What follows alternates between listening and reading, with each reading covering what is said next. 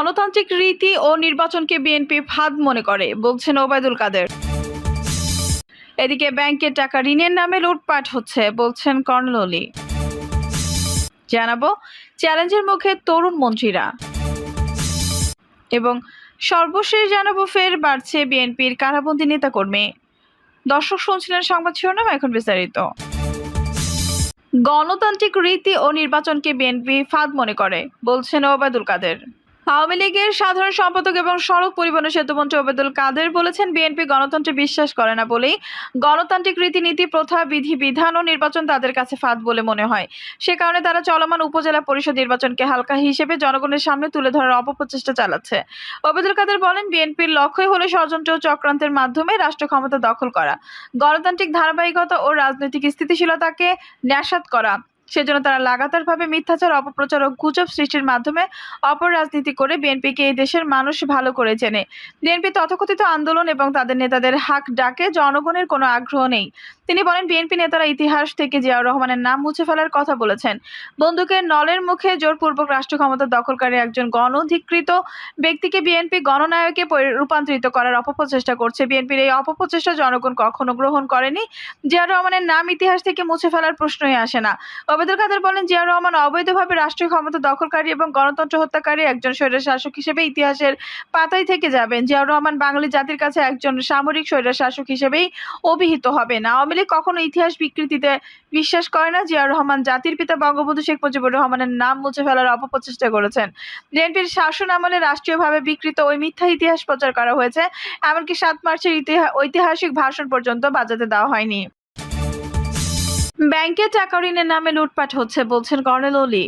Liberal Democratic পার্টির president doctor colonel অলি আহমেদ বীর বিক্রম বলেছেন, ব্যাংকের টাকা ঋণের নামে লুটপাট হচ্ছে। ঋণের টাকা ফেরত দিচ্ছে না। যে যা লুট করছে তার তালিকা বাংলাদেশ ব্যাংক প্রকাশ করেনি।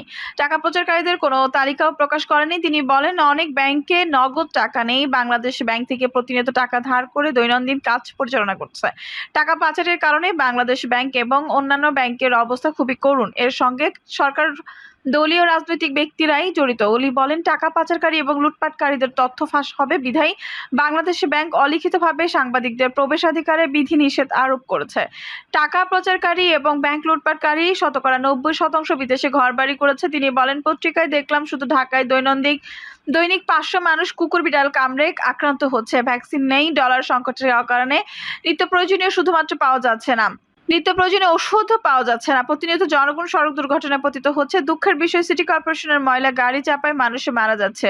শেয়ার মার্কেটে পুনরায় বিশৃঙ্খলা সৃষ্টি হয়েছে। শেয়ার মার্কেট দরবেশেরা ইচ্ছা অনুযায়ী লুটপাট করছে। এলডিপির প্রেসিডেন্ট বলেন, বর্তমান সরকার বিদেশিদের উপর নির্ভরশীল। বিশেষ করে 2008 সাল থেকে ভারত সরকার প্রত্যক্ষ পরোক্ষভাবে কাজ করছে। দেশ স্বাধীন হলেও বর্তমান সরকার স্বাধীন নয়। বর্তমান সরকার ভারত দ্বারা নিয়ন্ত্রিত। স্বাধীন দেশ বাংলাদেশের জনগণের চাওয়া অনুযায়ী স্বাধীনভাবে দেশ চালাতে হবে।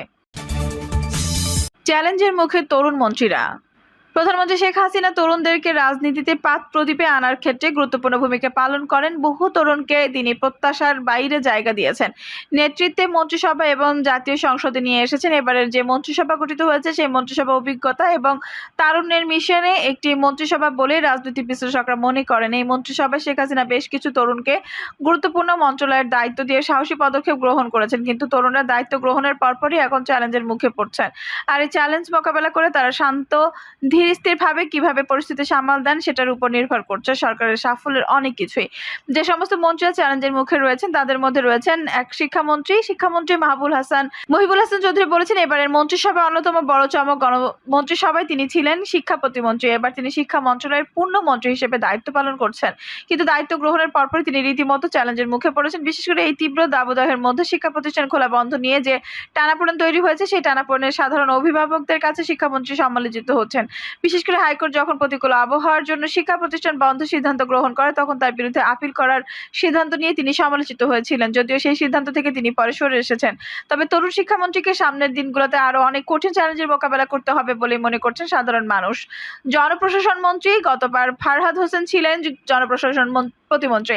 এবার তিনি পূর্ণমন্ত্রীর দায়িত্ব পেয়েছেন। জনপ্রশাসন মন্ত্রণালয়ের নানা রকম আমলাতান্ত্রিক ইস্যু এখন ক্রমশ জটিল হয়ে পড়ছে এবং সাধারণ মানুষের অসন্তোষের কারণ হয়ে দাঁড়াচ্ছে। বিশেষ করে প্রশাসন ক্যাডারের কর্তৃত্ব বাড়াবাড়ি অন্যান্য ক্যাডারগুলোর মধ্যে ক্ষোভ এবং অসন্তোষ সৃষ্টি করছে। সাম্প্রতিক সময়ে প্রশাসন ক্যাডারের একের পর এক পদোন্নতি এবং অন্যান্য ক্যাডারগুলোর অবহেলা সরকারের কর্মকর্তাদের মধ্যে এক ধরনের বৈষম্য সৃষ্টি করেছে।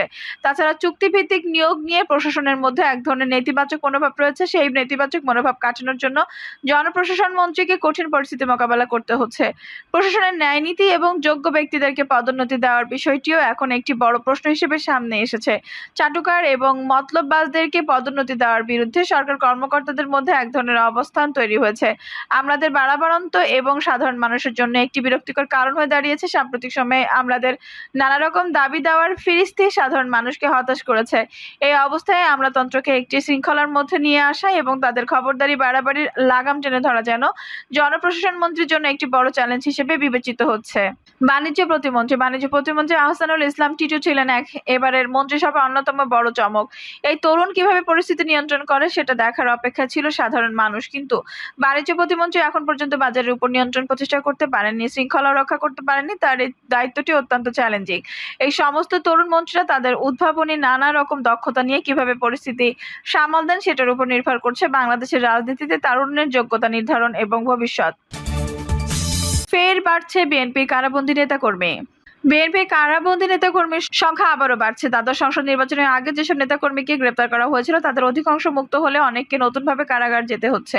ঈদ উল ফিতরের আগে এবং সম্প্রতি শতাধিক নেতাকর্মী ফের কারাগারে গেছেন। তাদের মধ্যে অনেকে আত্মসমর্পণ করে জামিন চাইলে তা নামঞ্জুর করে কারাগারে পাঠানো হয়। কেউ কেউ আছেন একাধিক মামলায় সাজাপ্রাপ্ত, অনেককে বিভিন্ন মামলায়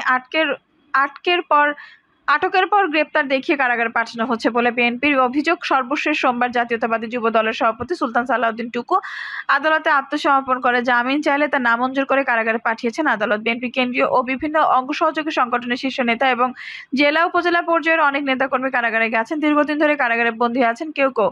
প্রসঙ্গত, আওয়ামী লীগ সরকারের পদত্যাগ এবং নির্দলীয় তত্ত্বাবধায়ক সরকারের অধীনে নির্বাচনের দাবিতে যুগপৎভাবে লাগাতার আন্দোলনের নামে বিএনপি মূলত 2023 সালের 28 অক্টোবরের পর থেকে এক দফা দাবিতে টানা হরতাল অবরোধের মতো কঠোর কর্মসূচিতে যায় বিএনপি সহ সমমনা দল এবং জোটগুলো। এই আন্দোলনের ফসল ঘরে তুলতে পারেনি তারা। এক পর্যায়ে গত 7 জানুয়ারি দ্বাদশ জাতীয় সংসদ নির্বাচন বর্জন করে বিএনপি সহ 62 রাজনৈতিক দল 7 জানুয়ারি দ্বাদশ সংসদ নির্বাচনের আগে সারা দেশে ব্যাপক আন্দোলন করে বিএনপি।